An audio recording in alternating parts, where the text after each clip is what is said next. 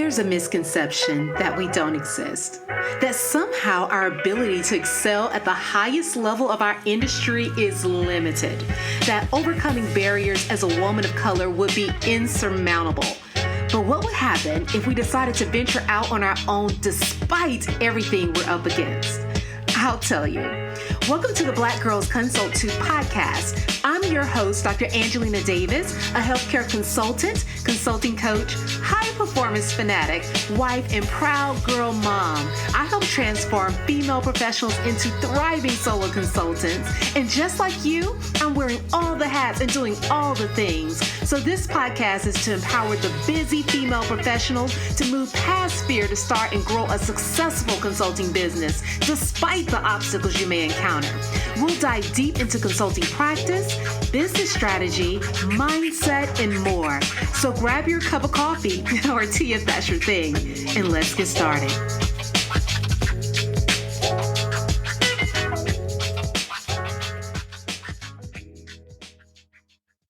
Hello, hello, hello. Welcome to the Black Girls Consult 2 podcast.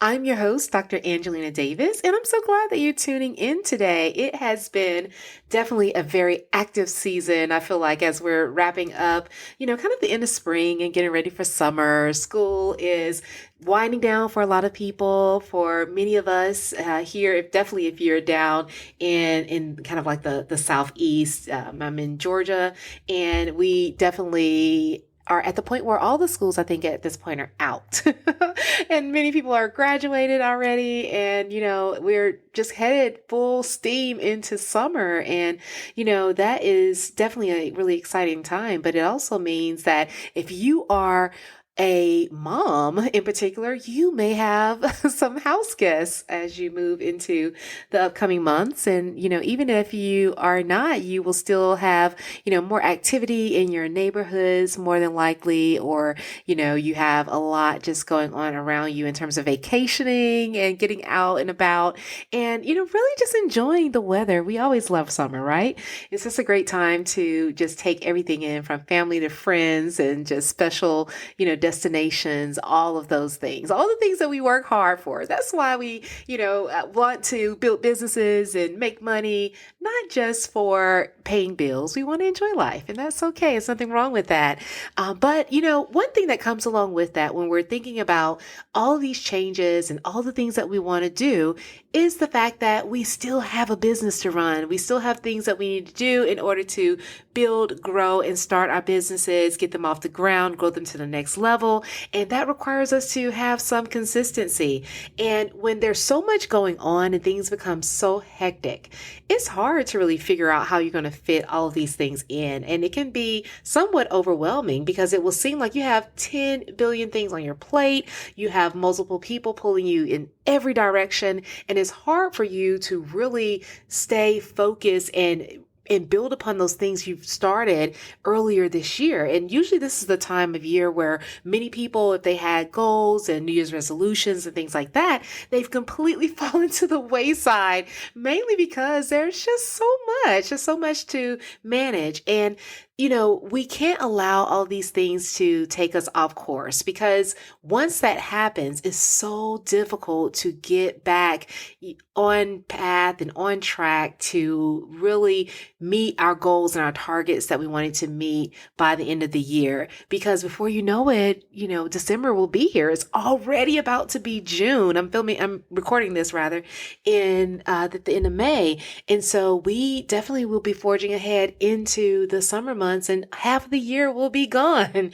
And so, at this point, we just have to think about how we can begin to manage a lot of these things and really kind of keep a lot of balls in the air when it comes to our business, our loved ones, our family, our responsibilities, our joys, and our desires. So this is leading me into this episode because I was talking to a client very recently who actually was wanting help with trying to figure out how to manage so many things that were on her plate, because she has a growing and thriving business, consulting business. She has a family that she wants to take care of with younger children, maybe not, young as toddler years, but not far from that.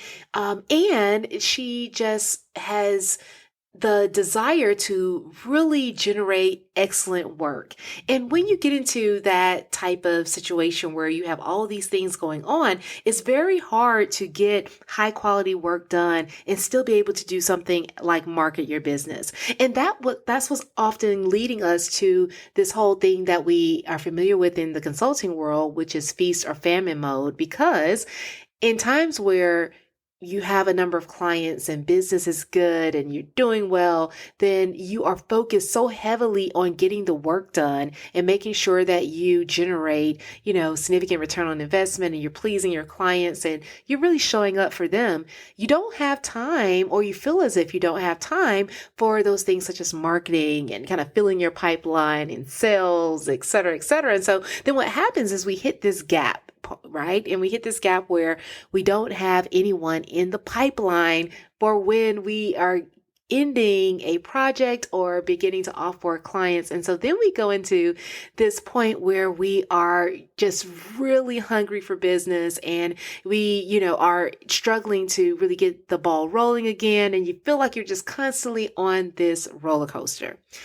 So we don't want to be there. We don't want to be there at all. And the one question that she had for me was, how do you get all the things that you get done on a day by day basis? And to just let you all into my world a bit and share a little bit about what I do. If you follow me on social media, whether that is on LinkedIn or if that is on Instagram, I'm a pretty consistent poster. And so you're usually going to have at least a number of posts for the week, usually somewhere about 5 or 6 or so, if not more, on Instagram.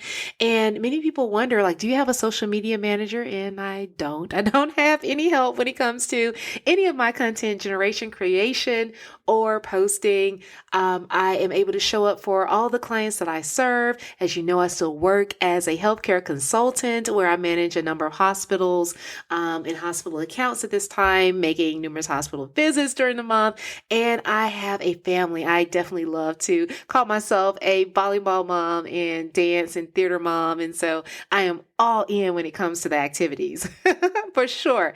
So I'm not saying that because I'm not trying to be superwoman by any means, but one thing I've learned over time is how to really navigate all these challenges and make a lot work by finding systems that work for me, work for my lifestyle. And actually, I've learned the trick of really allowing myself to build a business, to build practices and build strategies that are highly focused on and centered around my strengths. Because as I'm going to talk about in a moment, that's going to make things so much easier for you. And I have been kind of going down this path for a number of years. So it's not new for me. I have always been able to juggle quite a bit and learn this lesson a little bit early on, but it's not one that is unique or new per se. Many people are able to do this, and you can do it too. And so I want to talk about how we can, get more done so that you can be more consistent when it comes to showing up, especially in the online space or, in whatever marketing sphere that you've and you've created, so that you can showcase your expertise and you can meet new prospects and you can really begin to allow your business to grow because you're constantly filling your pipeline with highly aligned and highly qualified leads. And in order for us to do that, we can't go and ghost people every time things get busy. That's not going to work in the long run, because if you continue to do that, it's going to erode and break down the trust that you're working so hard to build. And so one thing that we want to be able to show our clients is that we can show up for ourselves. If we break that contract with ourselves, then how are they to believe that we are going to maintain that contract, that trust, that devotion to really help them solve their biggest problems? They're going to have difficulty believing that we're going to be there and that we're going to show up. So that's why I want to stress how important it is to truly be consistent. Now that you know all about the importance of being consistent, let's talk about how you can do that in real ways in terms of how you can make this happen, because you don't need any tips and no tricks any longer. You need strategy. You need things that are going to truly help so that you can show up, and you can show up consistently doing those things that are going to draw in more business. So you know that business growth and financial stability require one thing, and that's clients. So that means gaining more clients has to be top priority in your business if you want to survive without being in a constant feast and famine mode. That's just not sexy. So those other successful consultants you see on LinkedIn or Instagram making it look so easy, it's like they have some secret sauce or luck for endless clients or referrals. But honestly, all thriving practices are built on solid processes, showing up authentically in your marketing and positioning your expertise effectively. In other words, there is a consulting code that you can learn, plug into your business, and then modify so it leads you toward your ideal business and your ideal lifestyle. So if you want to know more and have the secret to crack this code, just visit my description and download the free foolproof checklist to grow your consulting business to six figures and beyond. Because when you crack the code, you'll be able to generate leads and increase profits with more ease. All right, so one of the first things that you can do in order to make it easier to remain consistent, especially when it comes to your marketing efforts, is to simplify your process. This is easier said than done because oftentimes when we say simplify your process, many people think, oh, that's no problem at all. I can keep it really, really simple. I don't have to do a lot. But then they turn around and do the absolute most because they are trying to do all the things that they see other people doing, not recognizing that many of the other people you may follow, or maybe even mentors or other people in your field or industry that you admire or maybe even look up to, they oftentimes have a team, or they may have been doing this for an extended period of time. They have, banks of content that they can rely on. They have other tools that they use and systems for marketing, and they have, just a lot of options and a lot of help.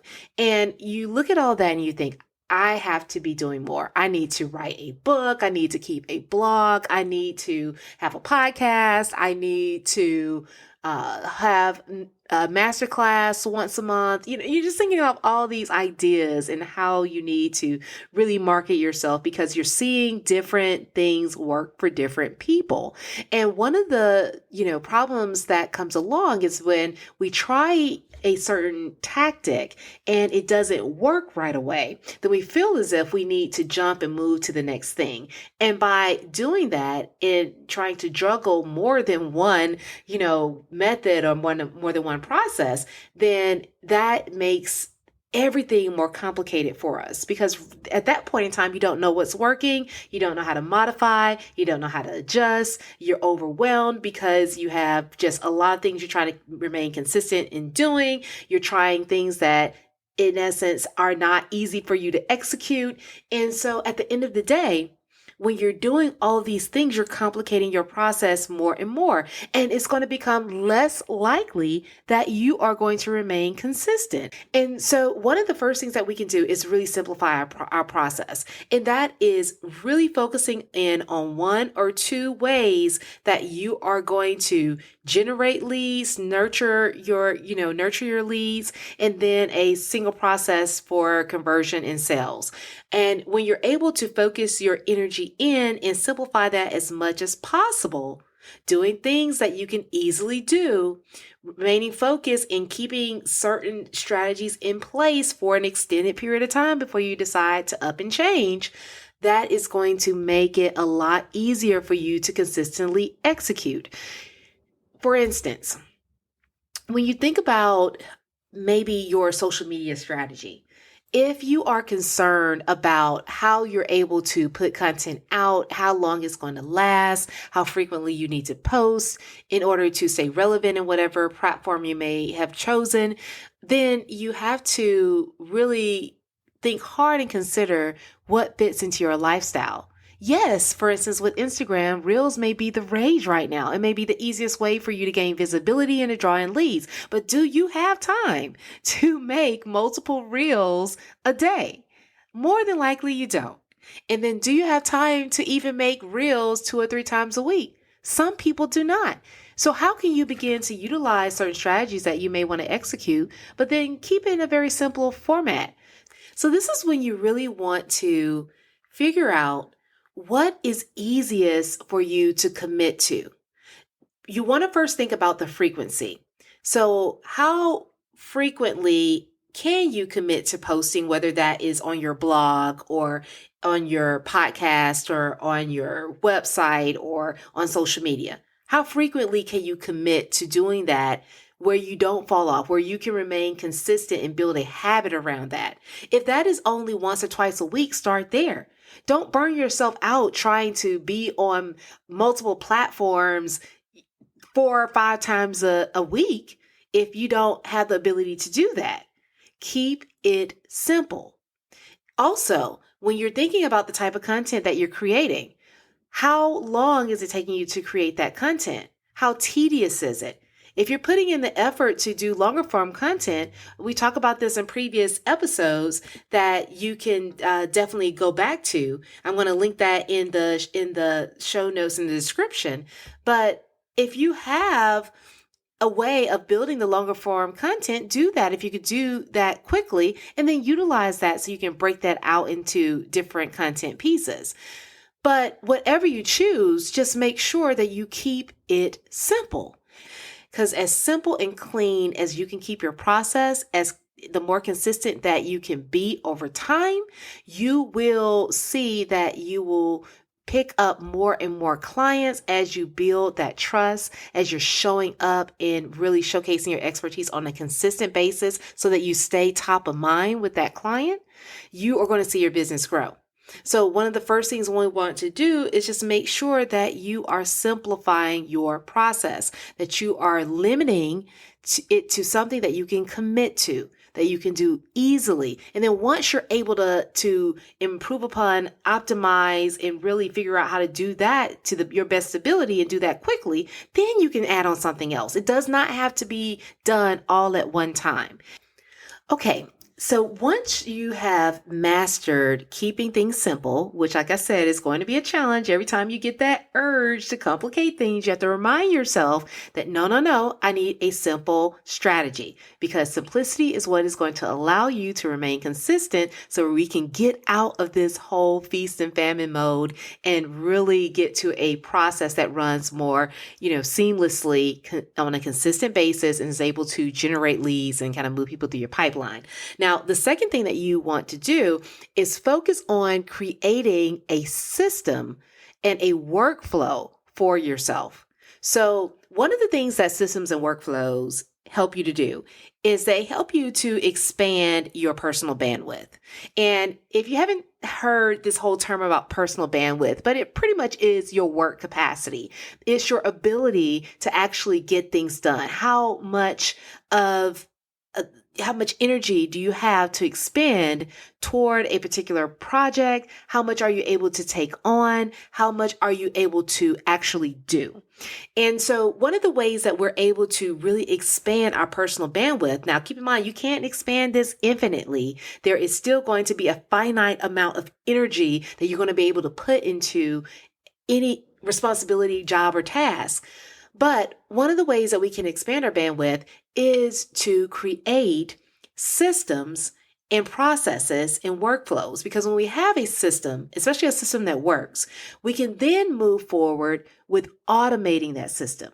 But I don't want to jump to automation because we have to get to a system that works first. So automation, that's another whole other conversation. But just know that by creating the systems and workflows that will allow you to get to a point where you can actually automate something that truly works and works well for you, that will then allow you to do more and more because you're going to remove a lot of the hands-on, manual tasks from your plate.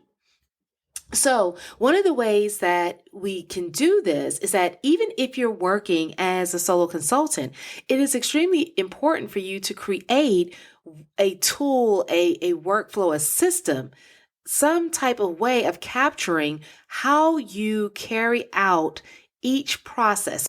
Once you've identified the 1 to 2 ways that you plan to market your business, then I want you to take the time out and jot down how you are carrying that out. Each step that you're taking in order to create one piece of content, create a blog post, whatever it may be, write each step down. And then at that point, you want to look at what you can cut from that process. What are things that you are doing that you are including that are not necessary, that are not helpful, or that are taking you far too long? Once you're able to remove this excess, then you hopefully will get down to some of the core elements that you need in order to carry out that task.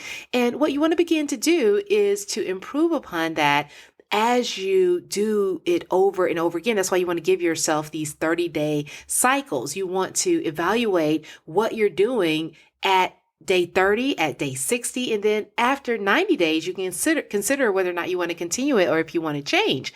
But one of the things this will do is, number one, make you very mindful of the process that you are carrying out, help you determine whether or not it's actually easy or not. Because sometimes we choose things that we think sound easy to do, but when we get into the use of it day to day, it becomes more complicated, or maybe the tools that we have to use in order to carry out that task are not easy to use. And so we need to find things that are going to be easier for us to navigate so that we can do things faster, that we can, it's much easier for us to carry out.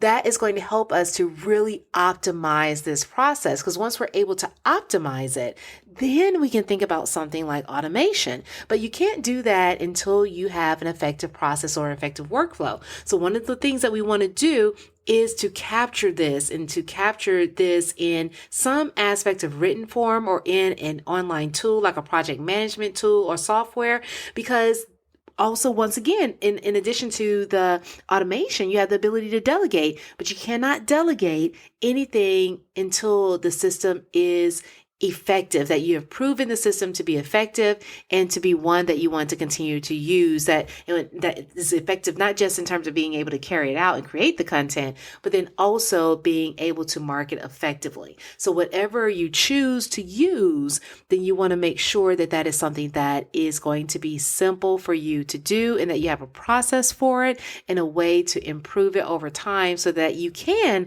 consider how to delegate and automate when the time is right.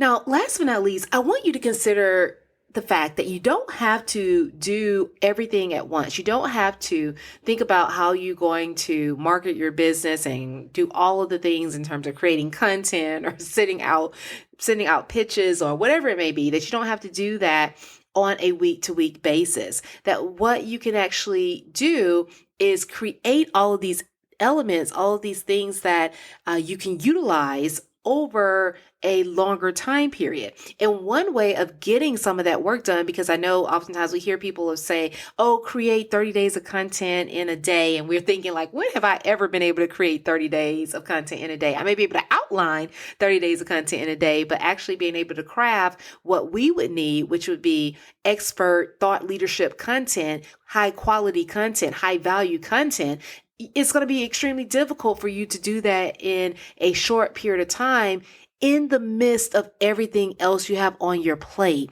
You have responsibilities, you have a family, you have friends, you have loved ones, you have things that you have to take care of. You have clients that you have to serve. And so one way of simplifying this aspect is to consider doing like a productivity weekend, a time and space that you are dedicating to getting work done in a very intense fashion. I often like to do this and, kind of really share this time with a couple of biz besties that I have, where we're able to really spend, 1 to 2 days going into so much depth when it comes to building out that marketing aspect for our business so that we have something to pull from over time. There are ways that you can do things, such as, especially for social media, to create what I like to call evergreen posts. And so this is kind of having a database or a file of posts that are more evergreen content that you can utilize over and over again. So you may want to use this evergreen content when you don't have time to come up with something that's new. You may want to build it into your content strategy so that it repeats every quarter or so. You don't want your content, the hard and difficult content that you have created, to die on social media, especially on platforms where there's not a huge dwell time like an Instagram. Whereas, some place like LinkedIn, it may last a little bit longer. The bottom line is this, is that you want to create time that fits into your life, into your lifestyle. If you don't have that time day to day, if you're having difficulty finding those quiet moments because of family and other responsibilities, then it's going to be really important for you to figure out how can you just carve out maybe 2 days out of the quarter to, really either, kind of take over your bedroom at your house and kind of create that space there. Or if you work better by renting a hotel room or Airbnb for that time so that you can just dive all in, whatever you want to create as this area or space where your creativity is able to flow and you're able to get a lot of work done. This will help get this aspect off your plate so that then you can put it in planning tools to be automated for social media, or you can schedule it to, be sent out on different time periods in your email software, or you can, make a number of submissions and pitches at one time so that you have that out there to be a guest on podcast or to, pitch an article or some other type of, proposal for media. There are ways that you can do that, but you have to get those things created first. And so another way of doing that is to create these productivity, whether productivity weekends or, a productivity day or a couple of days, or even if you have time to carve out a week, that'll be great too. But the time for you to really be able to dive deeper and get that off your plate so that then you can remain more consistent. The bottom line is this. It's going to be so much easier for you to remain consistent with your marketing so that you can generate clients consistently and keep your revenue afloat. If you're able to dedicate this time, if you have systems that you're going to work from, and definitely if you're able to keep this as simple as possible. That is the key to really getting more and more done. And then you can think about bringing in things such as delegation and automation. I always like to stress that it's good to wait to do some of those things, only because many times people jump the gun when it comes to delegating services and automating, and they begin to delegate and automate things that are not even necessary. And so, yes, it's an automated, but it's still a time waste or a time suck because it didn't have to be done. So one of the things you want to do before you even get to that point is to figure out what is really a priority for your marketing plan and your strategy. What works best for you? Every business is different. It may not be your social media platform that is going to be the place that you need to spend most of your time. It may be building out a quality email marketing campaign. It may not be the email marketing campaign. It may be building out quality webinar series and masterclasses. It may not be either of those. It may be focusing your time on traditional media outlets. Whatever the system is that you have found that benefits you, that meets the need of your industry, and that your clients are going to resonate with, or your potential clients are going to resonate with, that is what you have to do. That is a type of content you need to create. Those are the things that you have to begin to make space for in your schedule. All right. I hope this helps. I hope this helps you think about some ways that you can begin to expand your capacity, expand your personal bandwidth so that you can get more and more done. And remember, the goal is not to spread yourself too thin. We want to simplify this as much as possible to where it becomes very easy for you to fit in as a routine, as a habit, this aspect of marketing your business so that you're able to keep communicating all the great work and all the great advancement that you're making in your business and the change that you're driving for the clients you serve. All right. I hope this helps. If you enjoyed this episode, if you found it helpful, please share it with a friend. Definitely rate the podcast on Spotify or share your review on Apple Podcasts. I would greatly appreciate it. It helps me get this message out to more and more people so that we can help others figure out how they can navigate all of the things going on in their life and still have a thriving, consulting business, because you can do that and it is not as hard as you think. All right. I hope to have you tune in again next time. But until then, take care. Thank you for tuning in to the Black Girls Consult 2 podcast. If you enjoyed today's episode, be sure to leave your review on Apple Podcasts, subscribe, and share it with a friend. We're on a mission to increase the success and longevity of women in consulting, and you can help us do that. Also, I'd love to hear from you, so let's connect at Dr. Angelina Davis on Instagram or LinkedIn. And don't forget to visit excelatconsulting.com for more information to support your consulting journey. Until next time, take care.